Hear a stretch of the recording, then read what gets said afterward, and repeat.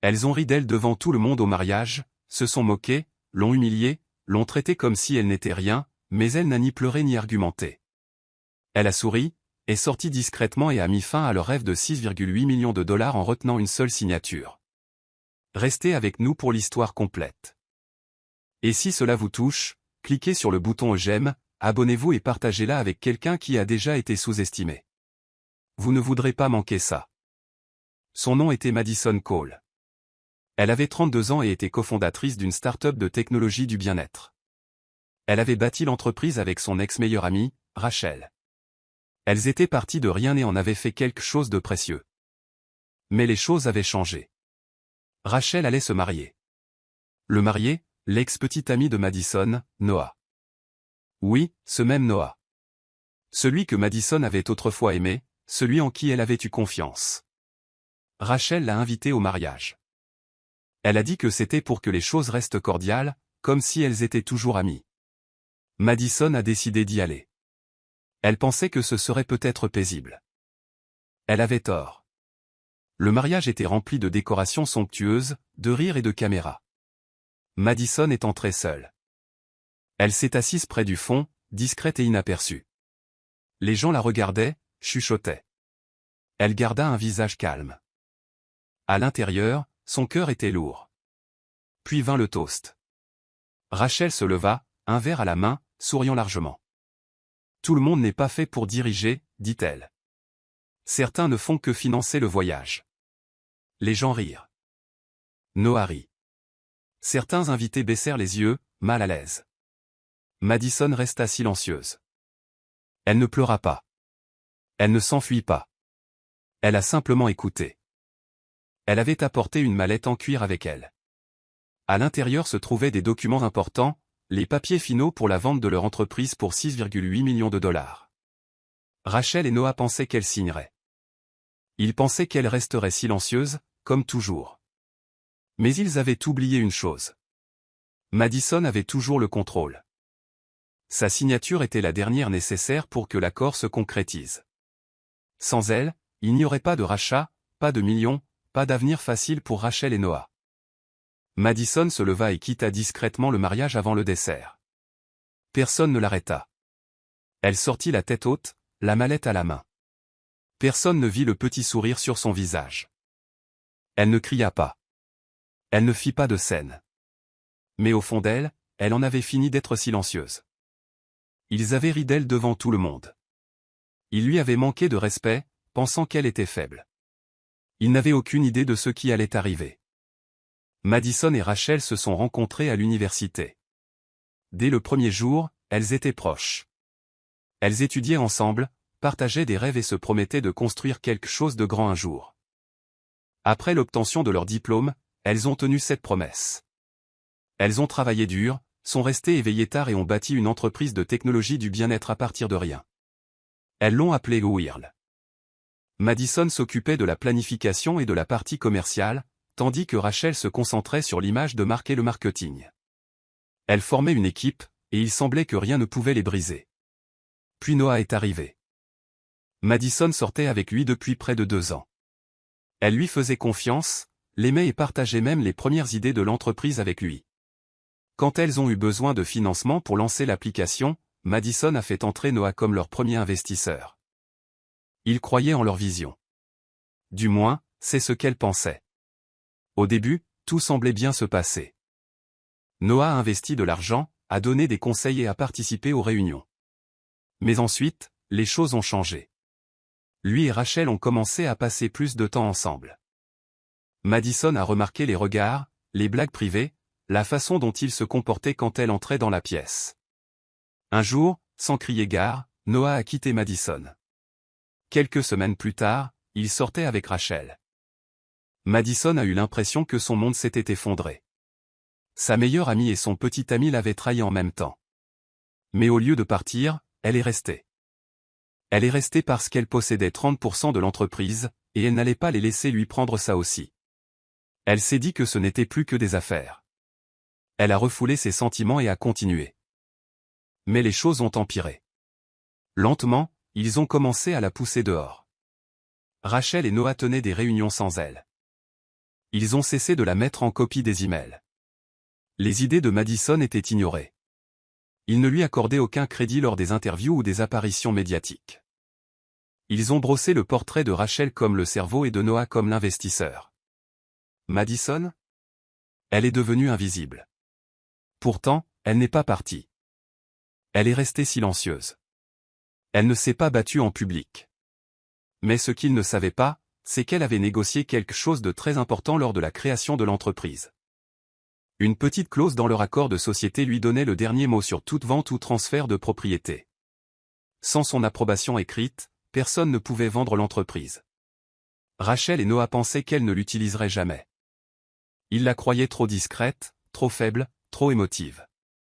Mais Madison se souvenait de tout. Elle observait tout, prenait des notes et attendait. Parce qu'un jour, ils la pousseraient trop loin. Et ce jour-là, ils apprendraient exactement qui ils avaient sous-estimé. Madison est arrivée seule au mariage.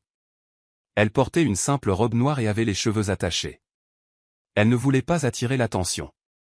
Elle ne voulait pas de pitié. Elle voulait juste le voir de ses propres yeux. L'événement parfait dont Rachel avait toujours rêvé, maintenant construit sur des mensonges et la trahison. Le lieu était magnifique, rempli de fleurs, de lumière et de musique douce. Les invités souriaient et posaient pour des photos. Madison a tranquillement trouvé une place près du fond. Personne ne l'a saluée. Quelques-uns l'ont remarqué, ont chuchoté derrière leurs mains, puis se sont détournés. Elle est restée calme, le visage impassible. Elle avait appris à bien cacher ses émotions maintenant. Elle a regardé Rachel remonter l'allée, rayonnante de bonheur. Elle a vu Noah attendre à l'hôtel, souriant comme si rien ne s'était jamais passé. Madison n'a rien dit. Elle a applaudi poliment avec les autres et a assisté à la cérémonie comme une invitée qui comptait à peine. À la réception, elle est restée à sa place, sirotant de l'eau. Elle n'a pas dansé, ne s'est pas mêlée aux autres. Sa mallette en cuir reposait à côté de sa chaise, silencieuse et inaperçue. Puis vinrent les toasts. Rachel se leva devant la foule, tenant une coupe de champagne. Elle sourit, regarda la salle, puis laissa son regard s'arrêter sur Madison un bref instant. Tout le monde n'est pas fait pour diriger, dit Rachel avec un léger rire. Certains ne font que financer le voyage. Noah gloussa. Les invités rirent avec eux, certains bruyamment, d'autres nerveusement. Quelques-uns semblaient confus ou même mal à l'aise. Madison ne bougea pas. Son visage ne changea pas. Elle ne pleura pas et ne partit pas en trombe. Elle a simplement regardé. À l'intérieur, quelque chose de froid s'installa dans sa poitrine.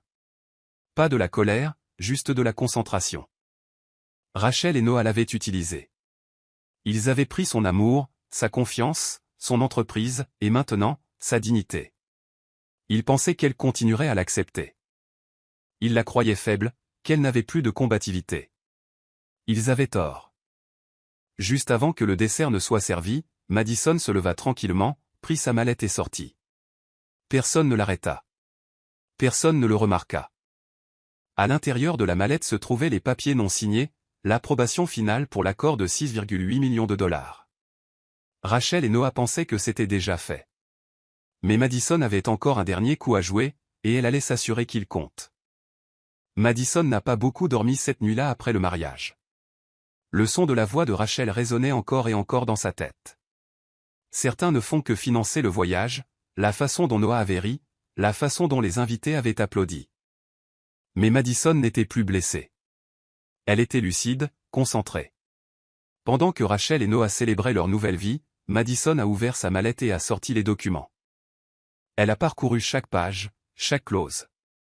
Elle connaissait les papiers par cœur, mais elle les a relus. Cette fois, non pas comme la partenaire oubliée, mais comme celle qui avait le contrôle.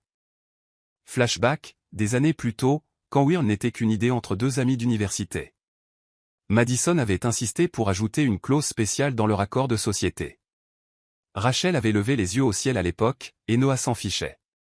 Mais Madison avait insisté. La clause lui donnait un droit de veto. Aucune vente, aucune fusion, aucun accord ne pouvait se faire sans sa signature. C'était sa protection, son bouclier. À l'époque, elle ne pensait pas qu'elle en aurait un jour besoin. Mais elle l'a mise là quand même, juste au cas où. Ce cas était maintenant arrivé. Tôt le lendemain matin, alors que Rachel et Noah dormaient probablement encore ou ouvraient des cadeaux de mariage, Madison s'est rendu au bureau de l'acheteur potentiel. L'entreprise était un acteur majeur de la technologie du bien-être. Ils avaient offert 6,8 millions de dollars pour Whirl, excités à l'idée de l'ajouter à leur marque en pleine croissance. Madison était restée silencieuse pendant les négociations, laissant Rachel prendre la vedette. Maintenant, elle est entrée dans la salle de conférence et a posé la copie non signée de l'accord sur la table. « Je retire mon consentement », dit-elle calmement. L'accord ne peut pas aller de l'avant. L'acheteur était surpris. Nous pensions que tout était finalisé. Non, répondit-elle. Pas sans ma signature. Et je ne signerai pas. L'acheteur se pencha en arrière, pensif. Cela change tout. 1 heure plus tard, ils ont envoyé un message à Rachel et Noah, votre cofondatrice s'est retirée de l'accord. L'accord est annulé. Madison ne répondit pas à son téléphone. Elle désactiva ses notifications et alla se promener en ville. Le soleil se levait, et pour la première fois depuis longtemps, elle ressentit la paix. Ils avaient ri d'elle. Ils l'avaient traitée comme un rien. Mais maintenant, ils savaient. Elle n'était pas juste une partenaire silencieuse. Elle était le mur qu'ils n'avaient pas vu venir. Et sans elle, leur rêve venait de s'effondrer. Rachel et Noah ne l'ont pas vu venir. Un instant, ils étaient au sommet du monde, mariés, amoureux et s'attendant à encaisser un accord de 6,8 millions de dollars. L'instant d'après, tout a commencé à s'effondrer. Le message de l'acheteur est arrivé tôt dans la journée. Votre cofondatrice s'est retirée. L'accord est annulé. Au début, ils ont cru à une blague. Mais ce n'en était pas une. La signature dont ils avaient besoin manquait. Et Madison ne répondait pas aux appels. La panique s'est rapidement installée. Les investisseurs à qui on avait promis un gros rendement ont commencé à appeler. Les emails affluaient. Les SMS n'arrêtaient pas de sonner. Rachel et Noah ont essayé d'expliquer, mais personne ne voulait d'excuses. Tout le monde voulait des réponses. Puis l'affaire a éclaté sur Twitter. Un journaliste tech bien connu a tweeté « Échec d'un accord majeur chez la marque de bien-être Whirl ». Des sources indiquent qu'un conflit interne a provoqué la rupture. Histoire en développement. Le post est devenu viral en quelques heures. Les gens ont commencé à creuser. Certains se sont souvenus du nom de Madison des débuts de l'entreprise. Des questions ont commencé à se répandre. Où est Madison Cole? Pourquoi n'était-elle pas dans la dernière campagne? A-t-elle été évincée? Madison a tout vu, mais n'a rien dit. Elle n'a pas répondu aux SMS. Elle n'a pas répondu aux emails. Elle n'a même pas parlé à son équipe. Elle a laissé le silence grandir. Elle a laissé le chaos se dérouler. Chaque message de Rachel ou de Noah est resté non lu. Chaque appel téléphonique a été refusé. Son avocat l'a finalement jointe. Ils sont furieux, dit-il, et ils envisagent de vous poursuivre en justice. Madison a écouté calmement, puis a répondu d'une voix posée, qu'ils essaient. Elle n'avait rien fait d'illégal. Cette clause était dans leur accord. Elle avait tout à fait le droit de retirer sa signature. Et maintenant, les personnes qui avaient tenté de l'effacer regardaient leur empire brûler. Rachel a essayé de publier en ligne pour contrôler l'histoire. Elle a prétendu qu'il y avait eu un malentendu. Noah a tenté de parler à la presse, mais personne n'y croyait. Les investisseurs ne leur faisaient plus confiance. Les partenaires ont commencé à se retirer. L'entreprise qui semblait autrefois inarrêtable était maintenant entourée de fumée. Madison ne s'est pas réjouie. Elle n'a pas publié une seule chose. Elle a simplement regardé en silence, pendant que tout ce qu'ils avaient construit sur des mensonges et la trahison commençait à s'effondrer sans elle. 2 jours après l'échec de l'accord, Madison était dans son loft de Manhattan, assise près de la fenêtre avec une tasse de thé. La ville en bas bougeait vite, mais à l'intérieur de son appartement, c'était calme. Elle se sentait sereine pour la première fois depuis des années. Puis, on frappa fort à la porte, suivi d'un autre coup, puis de martèlements. Elle ouvrit lentement. Là se tenait Rachel, les yeux gonflés, les cheveux en désordre, portant encore le maquillage de la veille. Elle ne ressemblait en rien à la femme qui venait d'organiser un mariage parfait. Elle avait l'air brisée. « Tu nous as ruinés », cria Rachel alors que les larmes coulaient sur son visage. « C'était notre avenir, Madison. Tu as tout anéanti. Madison ne broncha pas. Elle resta juste dans l'embrasure de la porte, silencieuse. Rachel s'avança, presque suppliante. Nous allions être à l'abri pour la vie. Cet argent allait tout changer. Je te faisais confiance, je pensais que tu ne te retirerais pas vraiment. Tu as manqué de respect à la personne qui a aidé à le construire, dit Madison, sa voix égale et froide. Rachel secoua la tête. C'est tellement mesquin. Tu es amère parce que j'ai épousé Noah. C'est tout ce que c'est. Tu es jalouse. Tu voulais te venger. Le regard de Madison ne changea pas. Elle regarda Rachel en face et répondit, ce n'est pas de la mesquinerie. C'est de la précision. La bouche de Rachel s'ouvrit, puis se referma. Elle recula, sans voix. Pendant des années, je suis restée silencieuse, continua Madison. Je t'ai laissé prendre le mérite. Je t'ai regardé m'effacer de l'entreprise que j'ai aidé à construire. Tu t'es moqué de moi en public, et tu pensais que je ne riposterais jamais. Rachel baissa les yeux, ses sanglots s'intensifiant. Nous ne voulions pas. Si, vous le vouliez, l'interrompit Madison. Vous vouliez chaque mot, chaque action. Vous ne pensiez simplement pas que je ferais quoi que ce soit. Je suis désolé, murmura Rachel, brisée. Mais Madison ne répondit pas à cela. Elle ne devait pas de pardon à Rachel. Tu n'as pas le droit de venir pleurer sur mon paillasson après tout ce que tu as fait, dit-elle d'une voix ferme. Tu as fait tes choix.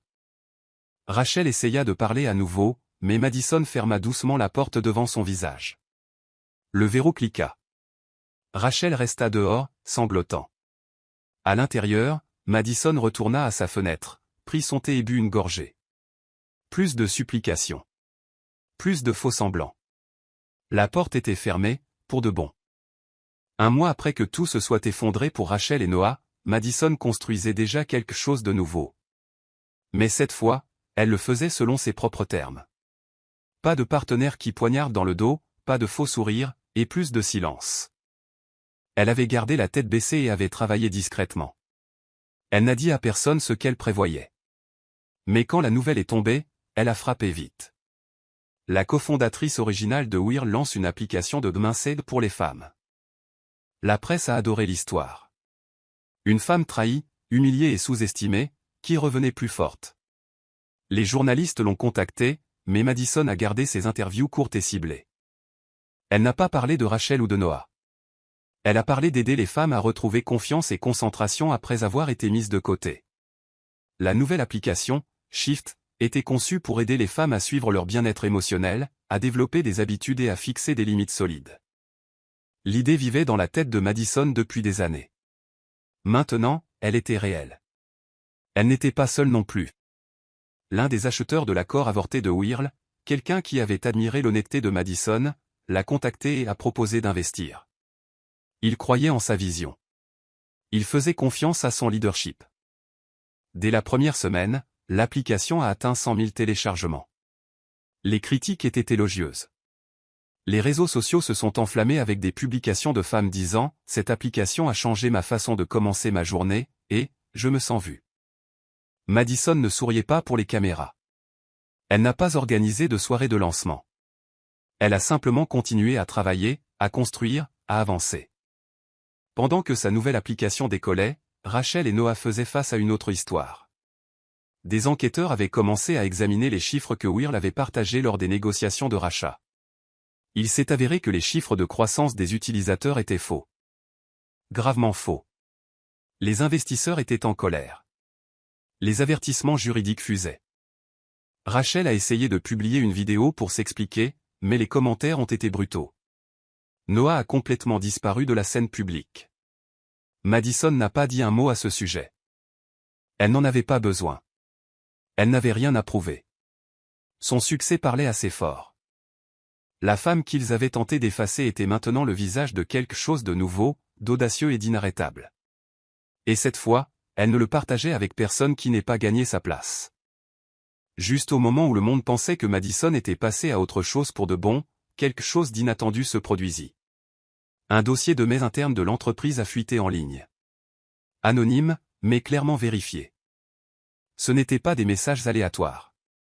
Ces emails montraient comment, Durant les derniers mois chez Whirl, Rachel et Noah avaient secrètement prévu de diluer les parts de Madison derrière son dos. Ils avaient même utilisé des phrases comme « Elle ne s'en rendra compte que lorsqu'il sera trop tard » et « Nous la ferons passer pour celle qui a tout abandonné de son plein gré ».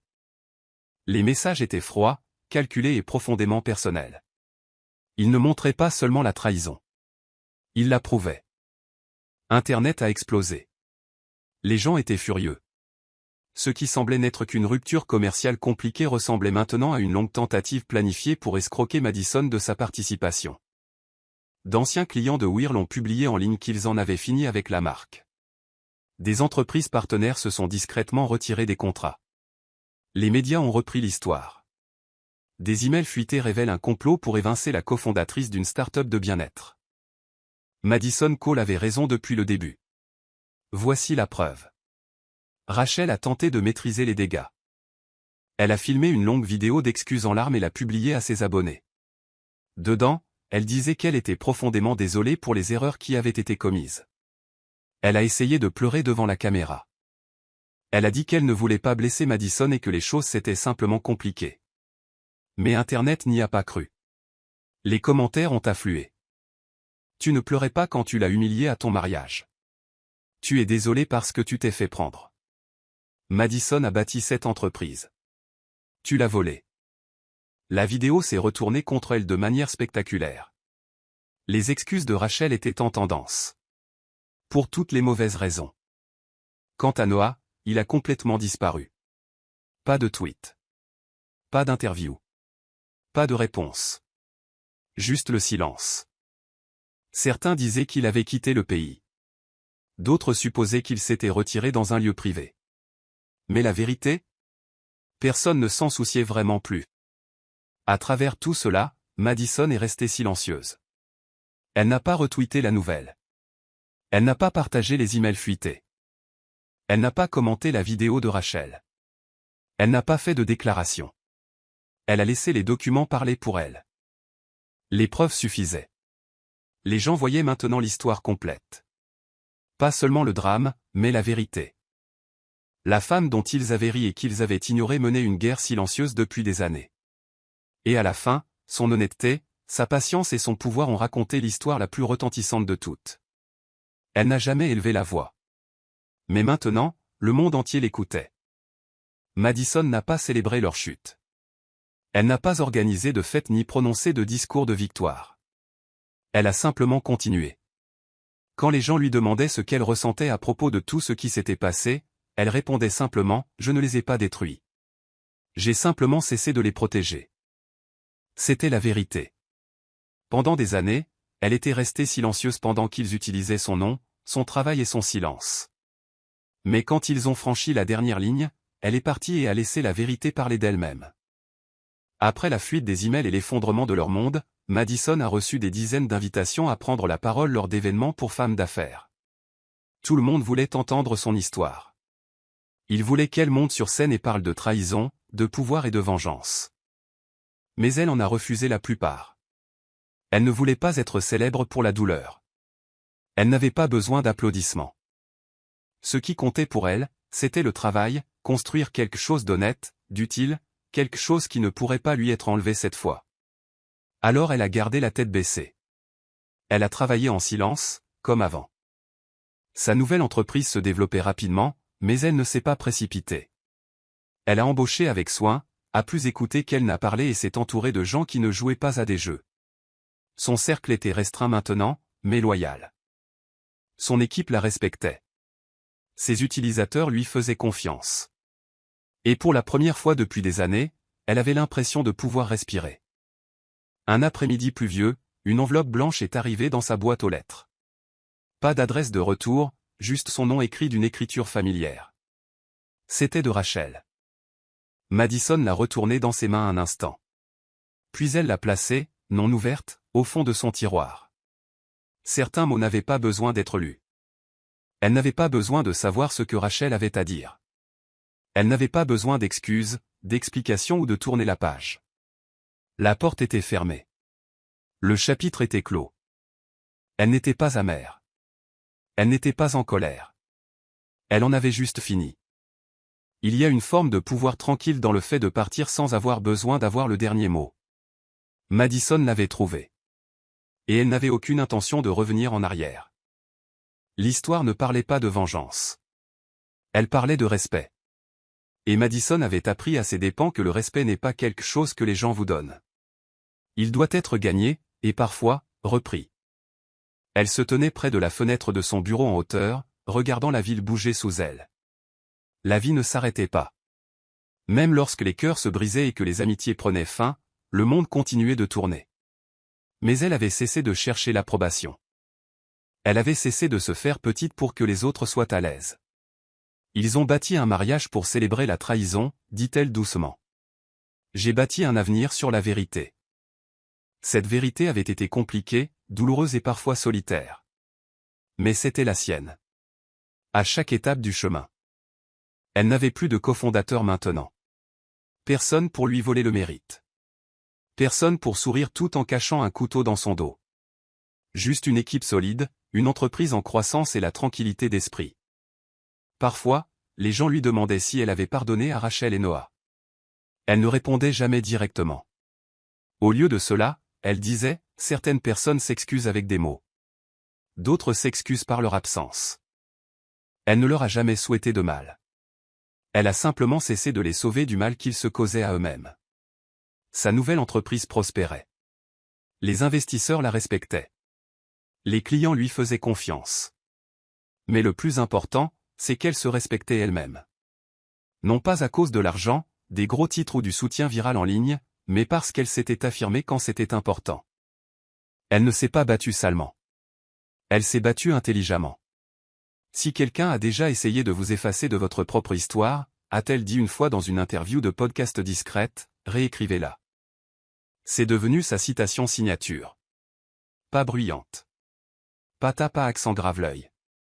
Mais puissante. Sa boîte de réception a été inondée d'histoires de femmes du monde entier. Des femmes qui avaient été évincées. Surplombées. Trahies. Des femmes qui étaient prêtes à recommencer. Madison a répondu à certaines. Pas à toutes. Elle ne pouvait pas sauver tout le monde.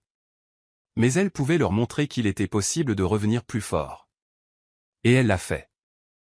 Un soir, sur le toit terrasse, seule avec une tasse de thé et le son du vent, elle regarda l'horizon. La lumière s'étendait à l'infini. Son reflet brillait dans la vitre, calme et net. Aucun regret en vue. Son passé avait tenté de la définir. Mais à la fin, c'est elle qui avait écrit le dernier chapitre. Merci d'avoir écouté, dit-elle doucement à personne, et à tout le monde à la fois. Cliquez sur j'aime si vous avez déjà été sous-estimé. Puis elle se retourna et rentra à l'intérieur. Et la ville continua de bouger. Tout comme elle. Pensez-vous que Madison a bien fait de partir et de laisser la vérité parler d'elle-même? Ou aurait-elle dû essayer de leur pardonner et de tourner la page discrètement?